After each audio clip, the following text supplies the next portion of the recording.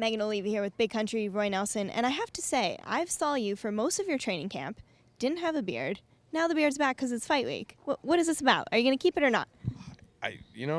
The one thing about the beard, it just grows, and it kind of grows on you. Fans love it, so that's the only reason why. If fans tell me they hate it, then I'd probably shave it, but, or I get it sponsored by Gillette or something. You never know. Oh, that's good. You could be sponsored by Gillette. I think your wife might appreciate that because that would mean you'd have to shave. She probably would. I think Gillette would too, but I've tried their razors, and, it hasn't worked, so. I can see that. Can we expect this to be a tradition like the hockey playoff beard? You know what? Possibly. I mean, the thing is, I'd like to get it out to here, but, it all depends on if the wife will let me do it and if birds are nesting in it. Yeah, like Peter Griffin. Very, very much so, yes. All right, let's talk about the fight. When we first saw you in the UFC, you remained mostly on your feet. Your fights were usually stand-up. But then in the Crow Cop fight, we saw you really take it to the ground a little bit. Is that something that you've been working on, using your grappling more in your fights? No, I think I've regressed in my my MMA career because, like, my first, I think, 6 fights were all submission. I'm a heavyweight. I'm lazy. It's a lot easier to knock people out than submit people. It's just really, ask Junior. Say, hey, would you prefer to grapple or would you prefer to knock somebody out? And he'll prefer knock people out because it's 10 times easier. Well, Werdum is a great grappler. Do you see this fight going to the ground at all? Or are you preparing for that? The one thing with Fabricio, you definitely have to prepare to go to the ground and you prepare for stand-up.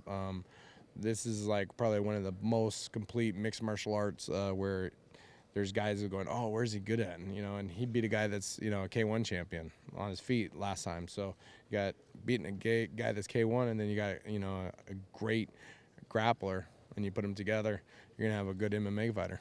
Something that I found interesting was he said he's coming into this fight and throwing caution to the wind because he's either going to get knocked out or knock you out. Do you feel like that attitude sort of helps you? Because he seems like he might have his back against the wall. He was cut from the UFC before, now coming back from Strikeforce. Do you feel like that benefits you? Not really. I mean, he's back in the UFC, so, usually the best fighters are, always going to rise to the top. I think a lot of people forgot why he got cut from the UFC. It was more about money issues than anything, so...